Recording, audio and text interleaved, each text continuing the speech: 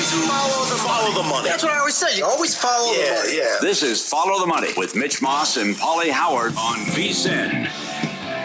Thursday edition of Follow the Money coming at you live from downtown Las Vegas, Circa Resort and Casino. Mitch and Paul continue their vacation. They will be back, though, on Monday. In for the two of them, myself, Stormy Buonantony, and Jonathan Von Tobel. Loaded show on tap today as the Mountain West Conference Media Days continue to be hosted here at Circa. We're going to have a handful of head coaches on the program in studio. Head coach of the two-time defending league champ, the Boise State Broncos, Spencer Danielson's coming up at the end of this hour. High expectations for Boise yet again this season. Then at 2:30 Pacific, 5:30 Eastern, UNLV's new head coach, Dan Mullen. 3:15, 6:15 Eastern, Bronco Mendenhall left New Mexico after 1 year to make his return to the Beehive State. Utah State's new head coach, he's going to join us as well. Also on the show today, Tanner Kern, DraftKings betting analyst and content creator, going to talk through some second half projections in MLB and his thoughts on the UFC 318 card that's coming up on Saturday. So lots that we're going to get into today. You didn't even mention the Summer League. That's next segment. I'm just not to say there's a lot going on. I must have buried the league. No, I'm just strengthening the point that there is a lot going on, despite the fact that many would say that this is one of the most boring days in sports, that there is a lot of sports to discuss. Summer League, and where we're going to kick things off here is getting into the Open Championship, which got underway late last night for those of us in North America. And we are currently in a 5-way tie at 4 under 67 for the Open Championship lead right now. Matt Fitzpatrick, Haotong Lee, Jacob Skov Olesen, Christian Bezaden-Hout, and Harris English all sitting at 4 under right now. Yes, and as you were speaking, Rory McIlroy pars the final hole, so he will end his day at 1 under for this event so far. It's been a fun one. I've been watching quite a bit throughout the day. I think some of the takeaways so far is I kind of like this scoring pace, right? Like, you're not destroying the course. It seems still somewhat challenging. Some of these guys have, as I think you termed, been all over the place at some point, and others have been pretty consistent. Justin Rose, one of the 2, I believe, bogey-free rounds today. He is 2 under, so it has been a well-played first round. Weather hasn't seemed to be too impactful. There's been some noticeable rain, but nothing that I think has changed the way that this course is played. And outside of just one random round where you have, like you mentioned, a 1, 2, 3, 4, 5-way tie so far for first-round leader, that could go down to 4 depending on what Harris English does. It's been a good first round. Yeah, he's 4 under on 17 where things sit right now. The event favorite, Scotty Scheffler, shot a round 1 3 under 68 with his odds shortening from plus 450 at close to now live on DraftKings plus 225. Rory, who you mentioned, was a plus 750 second favorite. He was as high as 12 to 1 at one point live, and it seemed like a lot of people jumped in on that. He's back down to plus 750, 8 to 1 range. An okay start for my top 20 parlay. John Rahm at 1 under, Xander Schauffele even par. Both had a pair of bogeys on the back 9. Didn't love that when I thought things were going to be pretty good. Your outrights, Sepp Straka finished today 1 over. Robert McIntyre, so I was paying attention to him specifically for you. Bobby Mac.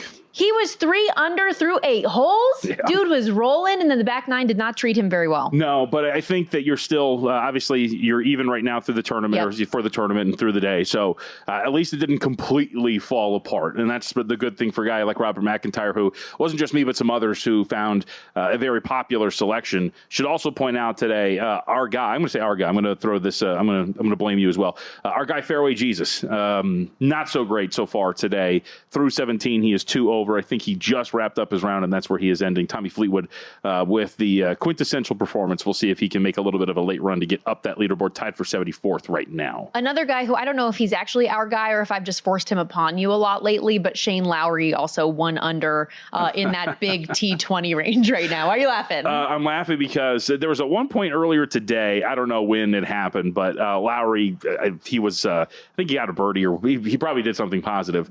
And I immediately thought of you, and I was like, damn it.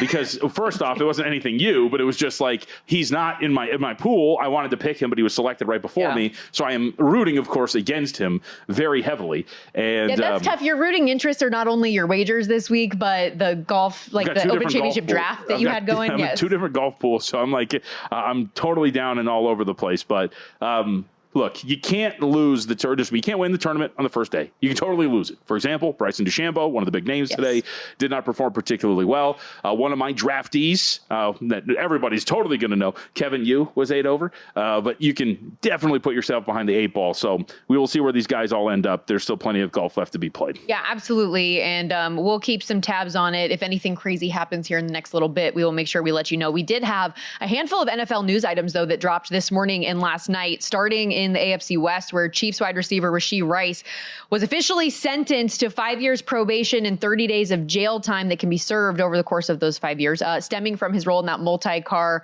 crash last offseason. According to Adam Schefter, now that the judge has ruled, the NFL can now expedite its disciplinary process and give him a suspension, which who knows what that's going to be at this point. I think we have all come to know that when it comes to disciplinary issues from the NFL, they are all over the board. And sometimes something you think would warrant a massively long suspension doesn't necessarily get that, and vice versa. I've seen a lot of Chiefs beat reporters saying that they believe it to be maybe in the 2 to 4 game range, but I think people have just been waiting to see what this punishment would be, and at least now we know that that disciplinary action will be upcoming. Are we sure that it's going to come down this year? Because that's the other part, right? Is we've seen guys like Alvin Kamara's whole deal out here that got dragged out for a while, and he didn't serve a suspension until a hot minute after the event took place. At least from some of the different quotes I've seen, and some of these NFL insiders have been saying the league and the NFLPA and all that have just been waiting to see what the actual sentencing would be. So now the NFL has to make their decision on what that's going to be. I mean, look, if you're somebody like me who believes that this could be, by their standards, a down year this year, then this is going to be something that obviously could affect them. We'll see, again, like you mentioned, what the length is going to be. 2 games sounds about right for something like this. Like you mentioned, the NFL has been all over the place with its sometimes heavy-handed and then sometimes light-handed punishments for different infractions. So you can only sit back and wait, but they obviously need Rice. He only played in those 4 games last year before the injury. He is going to help them be a more explosive offense. Wide receiver has been a position of tumult for this team for a very long time. So since trading at least Tyreek Hill, by the way, it hasn't bothered them because they have won these championships. But with an aging Travis Kelce, this obviously is going to reign, or it's going to be I'll say hang over this team is a better term until we get to know. And that's what I was going to say is at least we have seen what this Chiefs offense looks like without him, because he wasn't available for so much of last season. The Chiefs are a minus 120 favorite in the AFC West this year after having won, 9 straight now in the division. So potentially, if you believe in the Kansas City Chiefs, could be a buy low. If you don't, who is that next team you think could be a contender? I am pro Chargers personally, but I know a lot of people are very high on the Denver Broncos this year. Also, your Colts got some news. Anthony Richardson reportedly healing up per ESPN. The Colts QB, who had that recent offseason setback with his right shoulder, should be good to go for training camp next week. Would you expect him, and I know we don't have any reports officially from the team yet, but would you expect him at least early on to be eased in, maybe on a pitch count at training camp or something like that? I mean, potentially. I guess maybe a super bright red jersey, right? Don't touch this guy.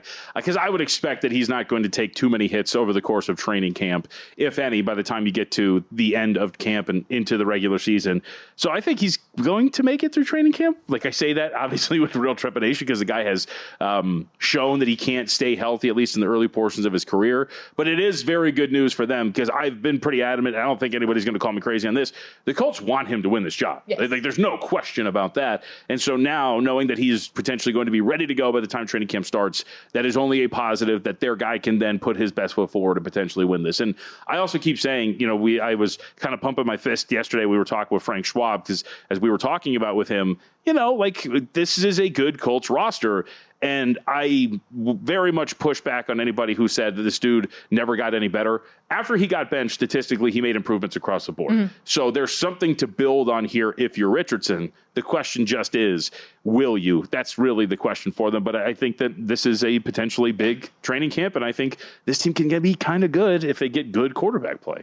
Missed 2 games with the benching, as you referenced, missed 4 more last season with 2 separate injuries, and of course had the season-ending AC joint injury that he needed surgery to repair at the end of 2023. So injuries have been an issue.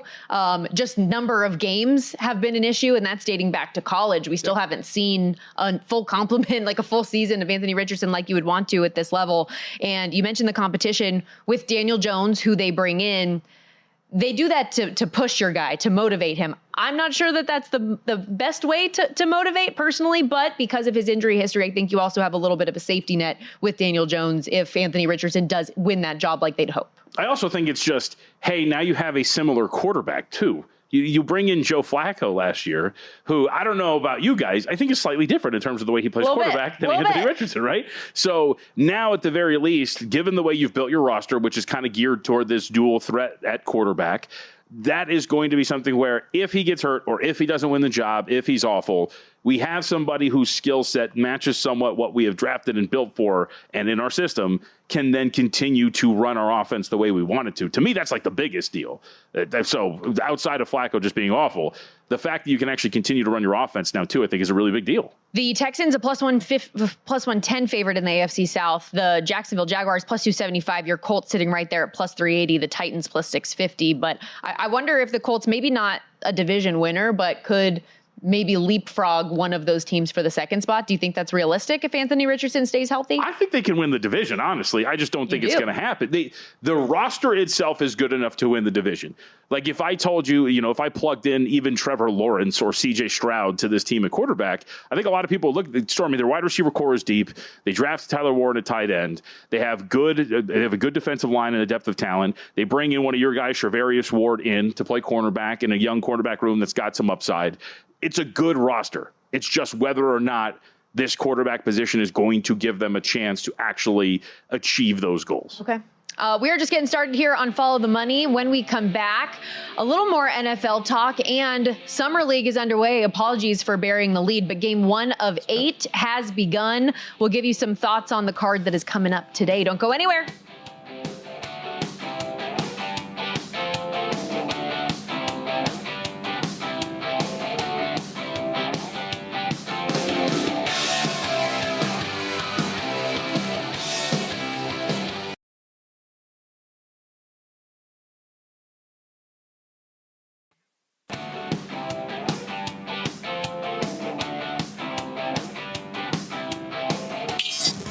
This is Follow the Money on VSiN. Welcome back to Follow the Money, live from Circa Resort and Casino in downtown Las Vegas, Sirius XM channel 158. Stormy Bonantoni and Jonathan Von Tobel with you as we reach day 2 of Mountain West Football Media Days hosted here at Circa. And with that, we have the good fortune of having a couple head coaches on the desk in studio with us. And we're starting this thing off with a bang. Head coach of the 2-time defending Mountain West champion Boise State Broncos, Spencer Danielson, with us here. And as of yesterday, with the Mountain West media poll coming out, favored to 3 Pete. So that's got to be a nice feeling, Coach. No, I appreciate it, guys. We're fired up. Thank you, Jesus, for another year to be able to compete. And I do say this, we've been picked to win it 18 years in a row. So we got to go earn the right to go do it again. So we've talked about this. This is now old hat, but it is kind of funny. You're sitting in the middle of a casino and you're a college football coach. Yeah. The dynamic of how this has changed, and this relationship's become symbiotic now with Circa, but hanging out in Vegas, going to casinos for media days, got to be a little bit different as a football guy, right? Yeah, very different. And Circa does a phenomenal job here. I mean, how they set it up for us, but yeah, it's a different deal now, man. We're pushing forward. You mentioned right when you came in that even though this is like a long day for you, you still love it because you love talking about your team. Yeah. What makes this group special? I think year in and year out, every year's a new year, every year's a new team. And especially in college football now more than ever with transfer portal and people leaving, graduating. So every year's a new team. But just seeing the group of guys this offseason, the work they put in, the love they have for each other. Like, we define love as action and sacrifice. Seeing our guys sacrifice for each other, how they connect with the freshmen, guys that are struggling. We had 2 of our players here yesterday, Jaden Virgin Morgan and Cage Casey. Guys that have come as freshmen, got beat up as red shirts, and kept growing, kept being a part of our family. That's different. And I really want to focus on making sure our program transforms people's lives and isn't just about the transactional side of college football where I'm going to go play there. If it's not for me, I'm going to leave. Like, college football has become very transactional. I really believe we have a team that focuses on transformation, and that starts with the connection of our players. All right, so speaking of change, one of the big changes, he is now about, southeast from here, a couple of minutes. Ashton Jeanty is a Las Vegas Raider. I've been trying to get him back, man. I think he's happy with the silver and black. So it's pretty fitting. So I wanted to ask you, obviously, walk us through what the backfield looks like now. And from what you ask of these guys, are you going to ask the same thing of them as you did from Jeanty, who is a very big workhorse guy? How do you change that dynamic when a player like that leaves a program? For us, it's not so much replacing Ashton Jeanty. It's we're a team. And when you lose the best football player in the country, you've got to have answers. And right now we got a great group of guys in the running back room. I think Maddox Madsen coming back off the campaign he had, there's going to be a lot more critical moments where the ball is going to be in his hand just because of how he stepped up. But Sire Gaines is a young sophomore, really redshirt freshman who got hurt game 3 that I think could be one of the better running backs we've ever had at Boise State. Wired the right way. On Sunday, I'm driving home from a vacation with our family, and I FaceTime him, and he's out on the field sweating his tail off. I'm like, it's Sunday, bro. Like, give yourself a breather. But that's just who he is. Loves his teammate, works his tail off. Malik Sherrod's a transfer running back. Came in the spring, had a great spring. Breezy Dubar, Dylan Riley, 2 really good players that have been there. So we've got a good stable. I mean, running backs at Boise State, that's kind of like what we do and run the football. And so guys are going to step up. But it's a team game. We got to play really well on special teams, offense, and defense to get back to the championship. Before we move too far off of Ashton Jeanty, I got to ask, especially coming here with the Raiders and knowing who's taking over in Vegas, that they love to run the football. Oh, yeah. What are the Raiders getting in Ashton, and what do you anticipate him bringing to the team? Yeah, when he got drafted to the Raiders, I was blessed to be able to go out there and be with him in Green Bay when he was drafted. I just believe it's a perfect fit. I mean, their GM, Spytek, does a phenomenal job. He knows exactly what he's getting in Ashton. I believe he's going to get someone that impacts their culture even more than they think.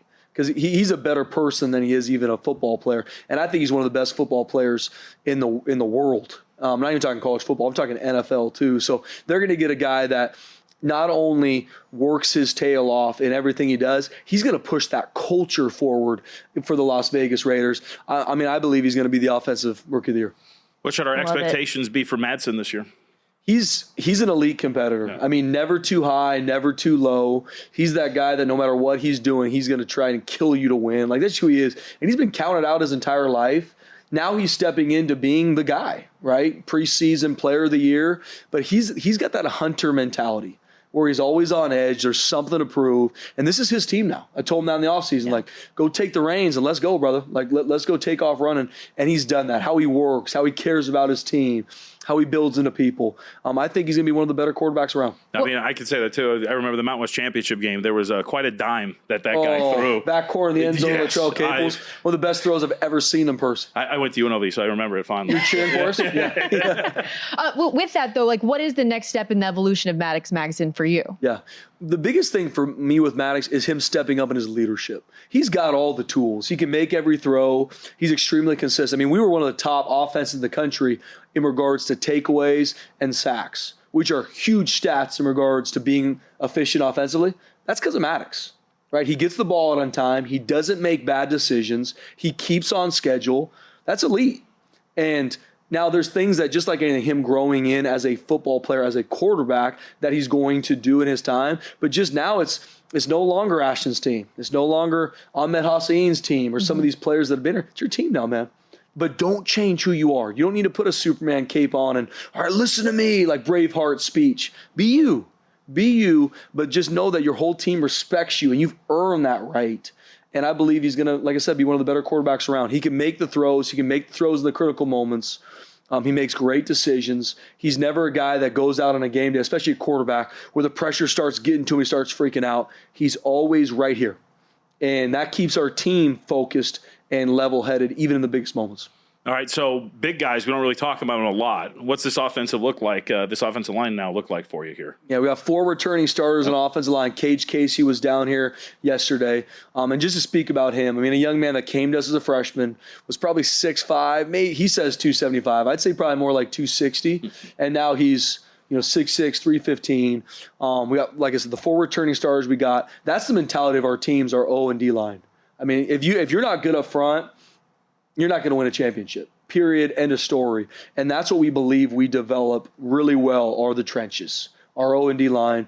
Cage Casey, Mason Randolph, Roger Carrion are 3 of our pillars of our offensive line. Flipping the defensive line, Jaden Virgin Morgan, 10.5 sacks. And even more impressive if you watch games are the amount of pursuit plays he has, because he's got that relentless mentality. Braxton Feely. Max Steege is stepping into a role because of Ahmed Hosseini leaving in a major way. So we believe in our fronts. I mean, I believe in our skilled players too, but to win championship games, you have to run the football and you have to stop the run. Period. End of story. Head coach of the Boise State Broncos, Spencer Danielson, joining us here in studio at Circa Resort and Casino as Mountain West Media Days rolls on. Cage, by the way, I heard him on the desk say about you and your culture. That guy asked me to jump off a cliff. I would do it just because I know he wants nothing but the best for me. So it wouldn't be about outcome. And I think that says a lot about you and what you're trying to shape at Boise State. You mentioned expectations earlier. How much do you at Boise State enjoy that? Because year after year, you guys have those every year. And then last season, you go to the first time we have that 12-team college football playoff, you're there. Does that make you guys better having that threshold that you know when you show up on another team's schedule that you're getting the other team's best because of what you've built? Absolutely. I mean, that's Boise State. We talk about that all the time. We could watch an opponent and maybe they are not playing well or there's not a lot of fans there. That won't be the same team we show up with. Guys get automatically healthy when they play Boise State. The fans show up when they play Boise State. We get everybody's best. And you got to know that when you come to work at Boise State or play. That's why, Boise State, the success we have, this is built on years and years of coaches and players that had that blue collar mentality when they were counted out and proved everybody wrong. And so that's what it is. You got to embrace it. We're 27 consecutive years of winning seasons, lead the country in that stat. So just going to a bowl game for Bronco Nation, that ain't good enough. And if you don't like that, I told you, don't come here. Don't work here. That's the expectation of Boise State is every year you're on the cutting edge to win a championship, to go to the college football playoff. And as a competitor, I love it. Absolutely love it. Wouldn't want it any other way. How much does that help in this day and age, keeping guys around too? Absolutely. Where every year you feel like we've got an opportunity to do something great. No different last season, no different this year. And that's my push to our team this year. That's why this summer, we called this summer the edge. That's something to prove, to where everyone talks about last season. It's like, no, this is our season right now. Like, we're on that edge. You have something to prove. I have something to prove. You can't start halfway up the mountain, man. You got to start at the bottom and take one step at a time to achieve anything you want in football, anything you want in life. And that's really where we're at right now. That's exciting. It seems like Boise State has been on the top of the league for a while, and you have plans to be there yet again. We appreciate you so much. What else do you have going on? Are we your last media stop, or how many more hours of this are upcoming? I've got a great team that's pushing me around a lot right now, so I'm sure we're not done. But guys, I appreciate your guys' time, and this has been awesome. Thank you for doing this. Any good food? I have eaten. What do we have? We had chicken fried steak for breakfast. There you go. Had chicken parmesan for lunch. I'm the only one eating desserts up there. Everybody else is too cool for school, so I'm going to just keep crushing. Might want to cool it on the breaded chicken. But if the dessert tray's still open, I might have to head up there because I eat candy and chocolate more than actual meals, unfortunately. Spencer Danielson, head coach of the Boise State Broncos. We're going to take a quick break. Back on Follow the Money on VSiN, the Sports Betting Network, after this.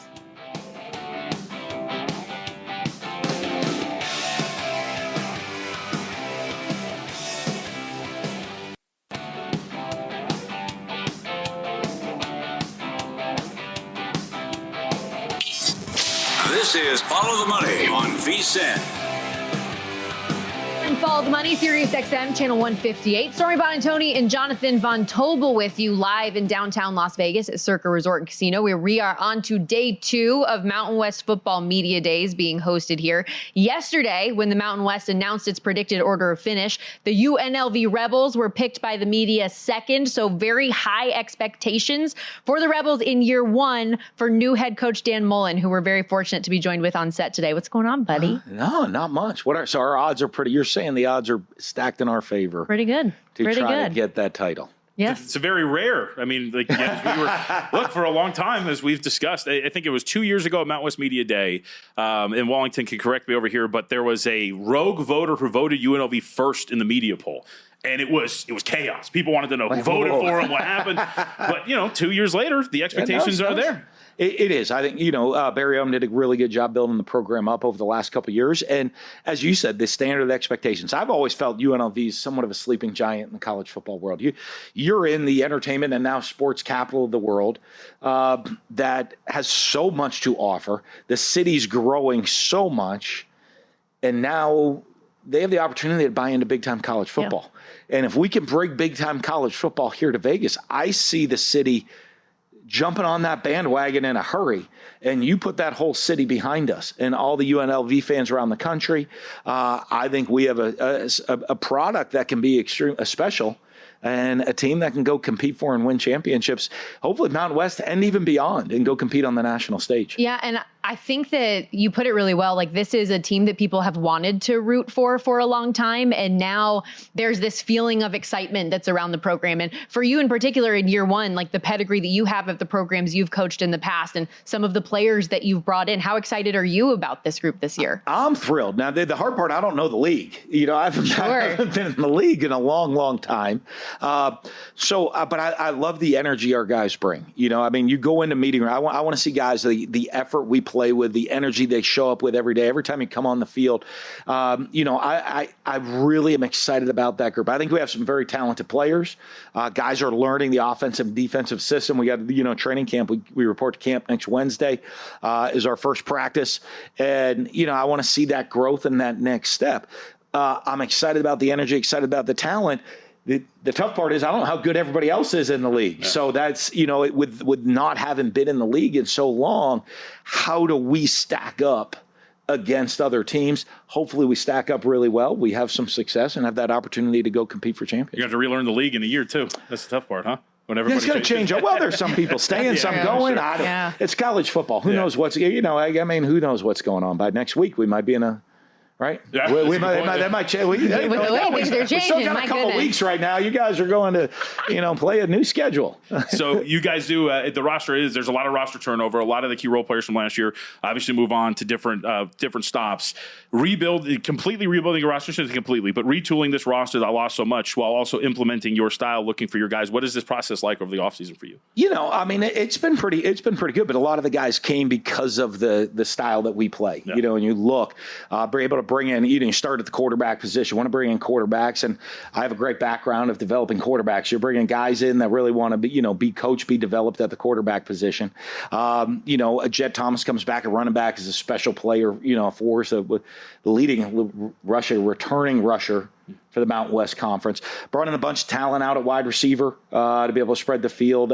So on the offensive side of the ball, we have a good mix of returning guys and new guys on the defensive side of the ball. Had to revamp the entire secondary, but that's the new college football world. I think before people like, okay, well, hey, year two, you take over a program, and then, in year 2 to 3, it really becomes that coach's program. That's now, it's your team day one, because of the turnover, because of transfer portal, because of what happened. So I'm excited. I thought we've brought in some pretty good talent into this roster. And I think we've done the coaches and the players and the leaders within the team have done a good job of bringing the team together in a short period of time. That's what I was going to ask. Like, how would you describe your approach to when you have all of these players that are coming in that aren't familiar with each other, that are in a new place, and getting them to buy in and be a cohesive unit and team together? Well, it's unique, right? Because you had a group that were like, hey, we were on the team last year.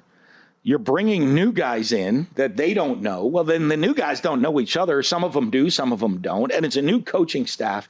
We did a lot with different team activities, a lot of different things of splitting guys into different groups. We did a lot with our off-season teams. And the great thing about being in Las Vegas, there's a lot to do. Sure. Right? It's like, hey, the winning team this week, the first place team in our points this week, they're going sitting ringside at UFC, and then next week they're going to Michael Jackson 1, and then they're going to this show, and then they're eating at this restaurant.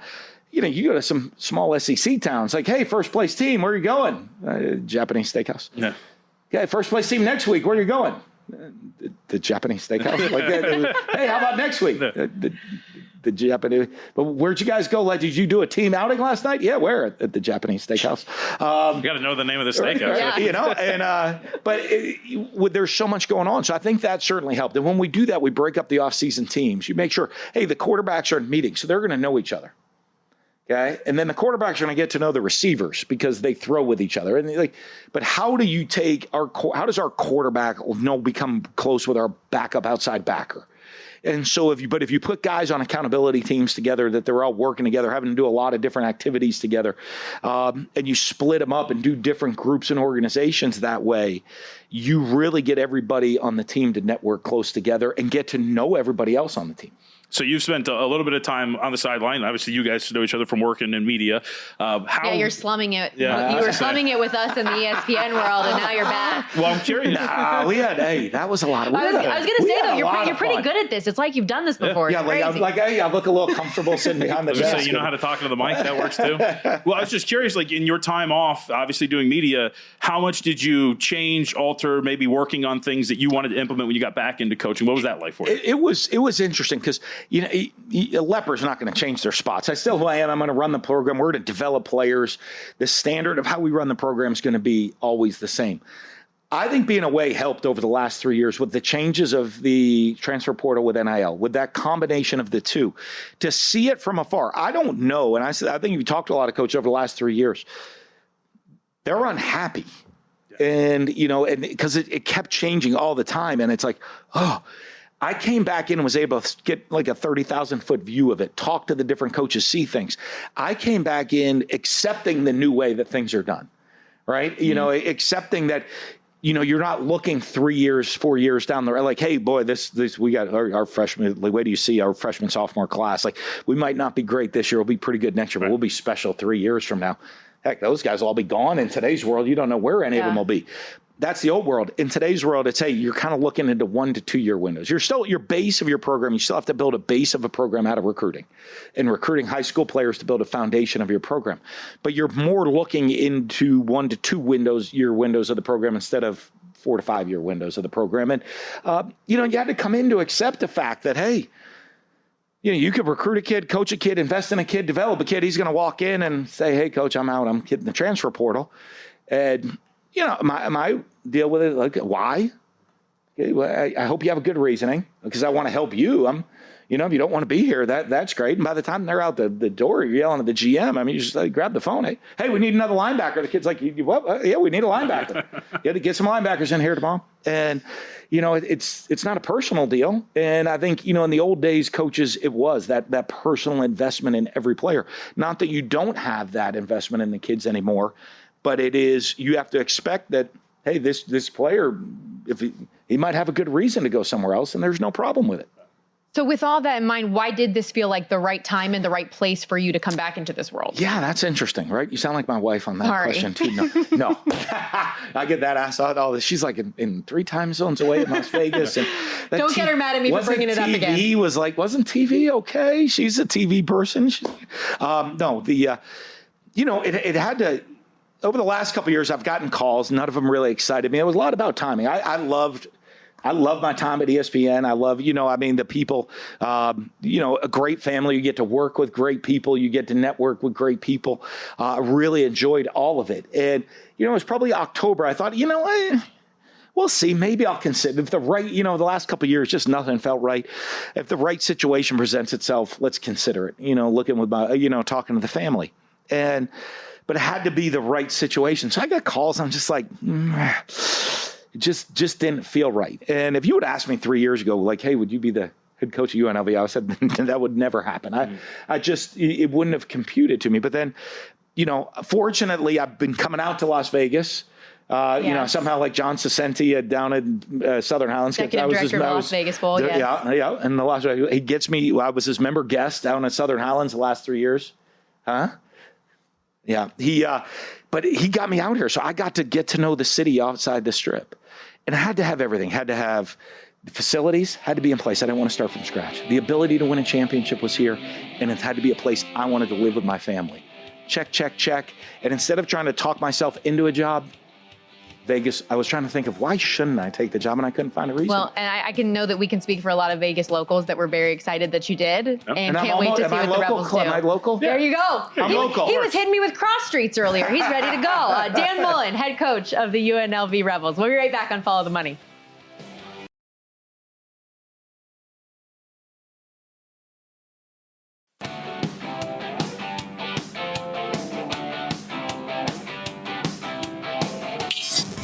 This is Follow the Money on VSiN. As Mountain West Media Days rolls on from Circa Resort and Casino in Las Vegas, we welcome you back to Follow the Money. Stormy Buonantony and Jonathan Von Tobel with you, and very excited as we are officially the final media stop for Bronco Mendenhall, who joins us here on the desk, head coach of the Utah State Aggies, staying in the conference after what was, I think, I have used the word masterful, quite frankly, to talk about what you did last year at New Mexico over at Utah State now. Welcome in. How are you? So great to be here. Thanks. And yes, you are the last stop, but not. You're almost free. Not the least stop. Best for last. That's best what we've for been last. Just talking don't mail about, it in. We know you have freedom on the horizon. Last one, best one. Yeah. All right, well, let's start. As Stormy mentioned, you were in New Mexico last year. Now you have a new stop here with Utah State. Why the change? Why did you want the job? It's a really good question. I didn't go looking for the job. I was happy in re-entering college football to be at UNM, and I love transitions. I love challenge. I love building organizations. When Utah State approached with the chance to come back to my home state, my mom, 94 now, all three of my boys at Brigham Young University at that time, 2 have transferred to Utah State. The third is living with us now in Logan. All 3 of my brothers there. Never imagined I would be able to coach college football surrounded by my immediate family. And that is the reason. I would love to say it would have been Utah State first. And it was simply the chance to do my job with my family so close. And now I get a cool program and an amazing place with a great history. Also, it's great. Yeah, it's great that you get to do both. And Logan, Utah, by the way, for anyone who's never been, is freaking beautiful. Yes. It is a wonderful place. Understatement. You mentioned, though, that you love building a team. You talked about BYU. You obviously did it quickly there. Virginia, New Mexico, what we saw last year. What do you credit that ability to, that you have been able to have that success quickly places? So there's really cool research regarding something called the Pygmalion effect, which is labeling. It's about that. And some great studies done, over a dozen studies, and labeling is also tied to expectations. And what the research is really clear on is the higher expectations you have when they're well communicated and claimed, people rise to those expectations. And so just a simple example, since the time I've arrived at Utah State, our first semester was the highest grade point average in school's history for football. That happened, by the way, in both semesters as at UNM, not because of smarter players. It was, and not because of a different academic structure. It was just simply because of they're expected to, and that really shares with them they're capable of. That's the message. And the same goes for the field. And so our program's demanding because they're capable, and more capable than they've ever been. I'm talking about our players. And so if there was a premise as to the possible success, if my career has been viewed as successful, it's simply by elevated expectations. So you're retooling this roster. Obviously, you're coming in now for the first time. Is there a position group that you've seen on paper that you're like, man, I can't wait to start camp and see these guys out there? Sure. Our deepest position, and it really wasn't intentioned, but we probably have 6 running backs that, and you can't play 6, or you can, technically. or you can. But the role that they're going to play in the variety of usages, it'll be really fun to see and explore. Kevin McGivern, our offensive coordinator, is super innovative, creative, as was Jason Beck, who was my coordinator at New Mexico, is now at Utah. His ability to use and maximize personnel, that one position group, where that ends up and how that ends up being used, it'll be really fun to see. Well, I want to talk to you, too, about the guy who's going to be handing that ball off, and Bryson Barnes, who I first was introduced to, and I think a lot of the country was, at Utah, and he was this pig farmer, and the great story about his grit and determination and all of that. It's a great story, but I know in talking to him, he wants to be more than a great story. He wants to be a great quarterback. What have you seen from him so far? I think you put that really well. It is a great story, and he has a great story, and he's demonstrated he's capable at the highest level of college football to win. But that was kind of win conditionally if surrounded by, and if things go right, not his grit or determination. He's the perfect quarterback for me in leading this program and that alignment. What I've seen from him is just a fierce work ethic and passion for deliberately crafting his game to complement his internal makeup. And so the internal makeup is unquestioned. Now the skill set and the development of those specificity that goes around that then becomes really where his intentionality is. And every repetition is so deliberate, even if we're not using the ball, of looking off the safety and delivering the ball here and the follow through. And then the way he's performing or the way he's preparing is going to lead to a really, really strong performance. But that's who he is.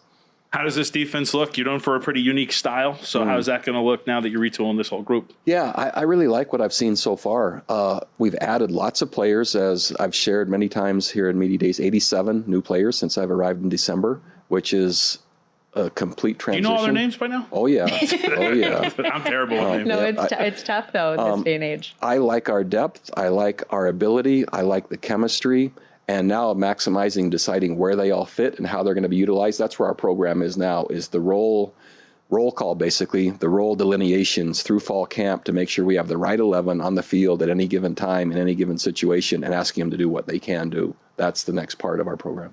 I'm sure you've been peppered enough about this, but the year one schedule probably not doing you any favors either. You got a pair of SEC road trips, including going to Kyle Field in week 2. You got the defending Mountain West champ and runner-up both on the schedule. When you first looked at it, I know the adage is like 1-0 each week, 1 week at a time. But when you looked at that at first, what were your thoughts? Opportunity. And so the Mountain West Conference, regardless of past records, I just see parity. And so consistency lends itself to Boise, and you have to start there. And that's been consistent year in and year out for a long period of time. And the quality of program, every other program, I think, is almost the same. And on any given year, on any given Saturday, on any given point of the year, it's very similar. And so, yes, there's SEC teams on the road. I've seen SEC teams before, and this idea that that's not capable or they're not beatable, and I reject that entire philosophy. There's a widening gap financially. They're still the same age, and they're still the same kids, and they're still, student athletes. So I see opportunity, and again, back to the expectations and the labeling. I think we're capable of anything, and I'm realistic, but I'm also demanding. Mm-hmm. Have you gotten a taste of what that support is like out there from like a fan standpoint? Because like I'm a Mountain West guy, so she's a Mountain West person too. Like we practically watch it. Some of those home environments, basketball, football, it gets kind of crazy out there. So I've experienced it firsthand as the coach at BYU and New Mexico, and those names have left a scar on me. Yeah. I mean, and now to be on the other side, the herd itself is unlike anything I've ever seen. Our student section, the fans in Cache Valley, they are passionate about Aggie athletics.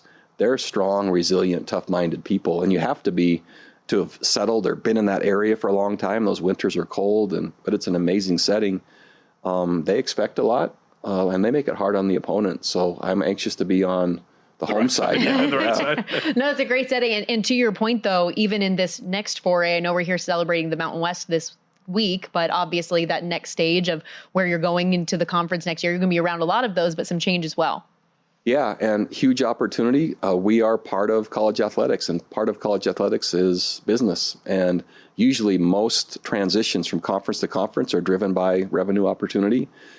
Usually have to earn that by the quality of program that you have or are a part of, and then they elevate, and like becomes like, and they put those together. And so really the strongest football schools over time in the Mountain West have basically come together now and will be in the Pac-12, which is a great compliment. It's still a year away. I'm acknowledging it now just because we're talking about it. But I think it's going to be a great step for Utah State. All right, before we let him go, we have to do it. I know you've been holding this in. You've been holding this in. I'm proud of you. Just to fill you in for our audience, I do kind of cover our Mountain West here, and I work local, so I've been bidding on this. And last year, one of the things I was preaching was, you guys got to watch out for this Devin Dampier guy. Yep. Looks like he's going to be pretty good. Got a little bit of action. You coached him, so what is Utah getting? You tell these people, I'm not crazy. This guy's going to be great. Big 12 newcomer of the year. Yeah, he will. I think he might not only be the newcomer, he might be player of the year. He's exceptional and in every way. And I've seen a lot of really good quarterbacks. Coach Bryce Perkins at Virginia, Taysom Hill at BYU. The quarterback makes the difference. Devin Dampier, exceptional. Is there like a carryover trait among those guys that you see in really good quarterbacks? Oh yeah. Their self-belief certainly is part of it, but their ability to create and extend plays. There was a time in our Orange Bowl team with our Orange Bowl team at Virginia where our best third down call, third and medium, through the entire year was Bryce Perkins dropping back to throw. He was just the MVP in the UFL after playing with the Rams. Him dropping back to throw, protection breaking down, the play being completely non-effective, and him just running for a first down. Yep. So a broken play was our most effective. We spent all week long scripting, charting, executing. Our most effective play was a play that didn't work, that he made work on a consistent basis. Taysom could do the same. Devin can do the same. When you have a player that can erase the mistakes of anyone else in real time and keep the chains moving, he can do that. Self-belief. Yes. I love that. That's awesome. Bronco, thank you so much Thanks. for the time. We really appreciate it. Appreciate it. And now you're free. Bronco Great. Mendenhall. Liberated. All done. Utah State head coach, as Mountain West Media Days, of course, rolls on. We're going to step aside here, but keep it locked right here on Follow the Money. We're looking at the head coach of the year market in the NFL coming up after this.